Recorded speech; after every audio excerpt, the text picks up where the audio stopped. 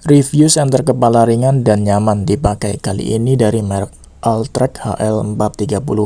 Poin-poin yang akan saya review diantaranya spesifikasi build quality, karakter cahaya, durasi menyala, kecepatan charger, serta kelebihan dan kekurangannya.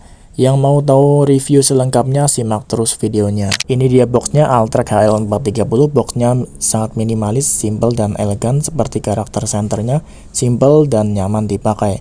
Keunggulan senter ini selain nyaman dan ringan yaitu baterainya hybrid.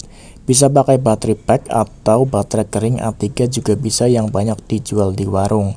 Jadi kalau baterai lemah dan kondisi sangat dibutuhkan bisa di swap baterai dengan mudah dengan baterai A3 yang banyak dijual di warung ya. Berikut ini spek singkat yang ada di box. Tingkat cahaya 430 lumen, kapasitas baterai 1100 mAh, bertahan 8 hingga 10 jam, pengisian daya 3-5 jam, jarak pencahayaan 100 hingga 200 meter, waterproof IP65, material ABS, berat 60 gram. Saya tidak akan membaca semuanya karena tulisannya sangat kecil dan bikin pusing. Ini lihat, tulisannya kecil-kecil banget. Sekarang mari kita unboxing saja dan lihat kelengkapannya apa aja.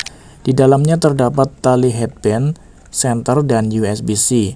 Untuk kualitas tali headbandnya ini bagus dan menarik, ada tulisan Alltrack dan gambar gunungnya ya, yang membuat makin keren senter ini. USB-C-nya kualitasnya standaran USB-C pada umumnya. Dan ini dia senternya, bagian depan ada 3 lampu hidup dengan bentuk mata burung hantu, 2 lampu besar untuk warna putih dan kuning, 1 lampu kecil di atas untuk warna merah. Di bawahnya ada 2 sensor gerak yang bisa dinyalakan atau dimatikan sesuai kebutuhan. Bagian atas ada 2 tombol, walaupun di atas tapi sepertinya aman dari tetesan air hujan ya, karena terbuat dari karet kedap air. Untuk mode nyala ada nyala putih kuning bersamaan nyalanya. Terus ada putih, terus kuning, merah, merah kedip, dan mati.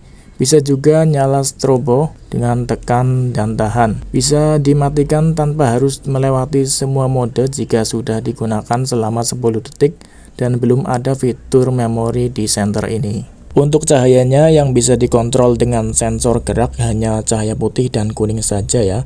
Untuk cahaya merah tidak bisa dikontrol dengan sensor gerak.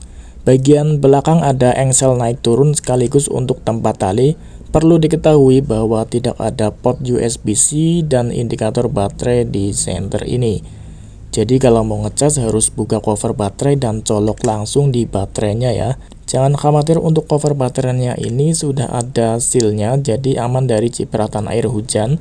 Tapi tidak direkomendasikan untuk menyelam karena nggak ada baterai indikatornya, jadi mantau sisa baterainya ya dari nyala lampu itu sendiri ya.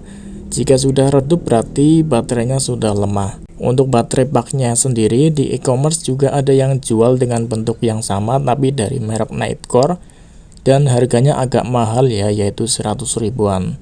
Dan seperti ini penampakannya jika dipakai senternya. Ketika saya pakai senternya tidak ada kendala. Ini cukup nyaman dipakai dan gak berat ya, karena bobotnya memang ringan, cuma 60 gram. Nah seperti ini penampakannya. Nah ini saya peragakan untuk pemakaian sensor geraknya ya. Nah jadi seperti ini, gak ada kendala untuk di pemakaiannya, nyaman-nyaman aja. Ini cocok untuk teman kerja, untuk trekking mendaki, atau untuk sekedar sedia di rumah untuk darurat juga bisa. Nah ini bentuk nyalanya seperti ini ya teman-teman. Ini mode kuning dan putih nyala bersamaan. Ini mode putih dan ini kuning, dan ini warna merah. Kalau warna merah itu nggak bisa terlalu jauh, cuma bisa jarak dekat seperti ini, karena ini memang fitur untuk penyamaran agar tidak diketahui dari jarak jauh ya, biasanya dipakai militer. Nah ini untuk menyoroti jarak jauh seperti ini, katanya di klaimnya itu bisa sampai 200 meter ya, tapi ini menurutku sih nggak nyampe lah kalau 200 meter, sepertinya cuma samar-samar ya. Nah seperti ini. Kalau untuk jarak dekat sih ini bagus ya, terang. Tapi kalau buat jarak jauh menurutku ya kurang lah masih. masih kurang jauh dari, sepertinya cuma 100 meteran ini. Nah, ini untuk menyinari jalanan seperti ini ya teman-teman. Oke, jadi seperti inilah karakter cahayanya. Sekarang saya akan menguji durasi nyalanya untuk yang mode cahaya putih nih.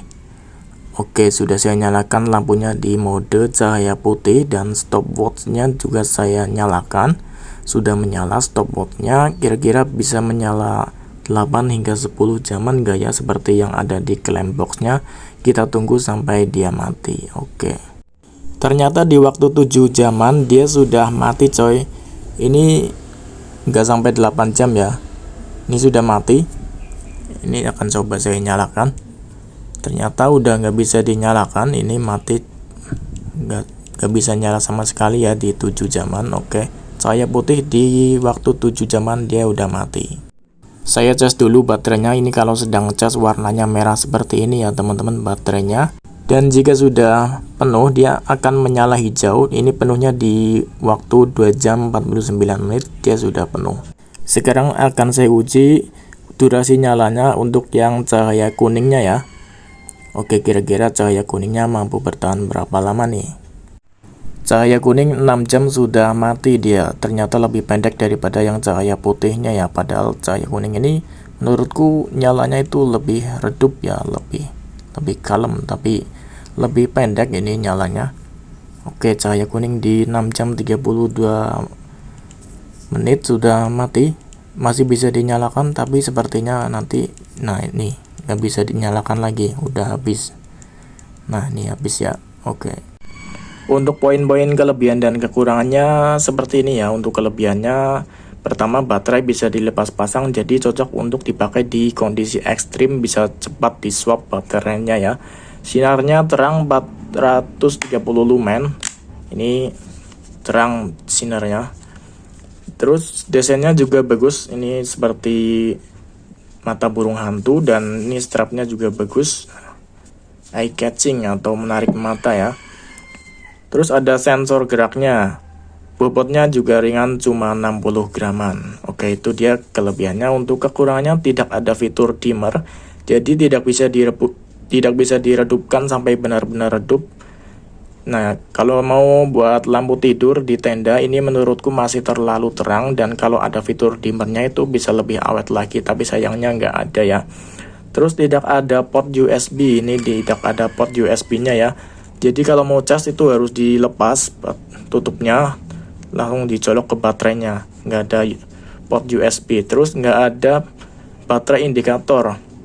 Jadi kalau mau ngecek sisa baterainya itu ya langsung dari nyalanya ya.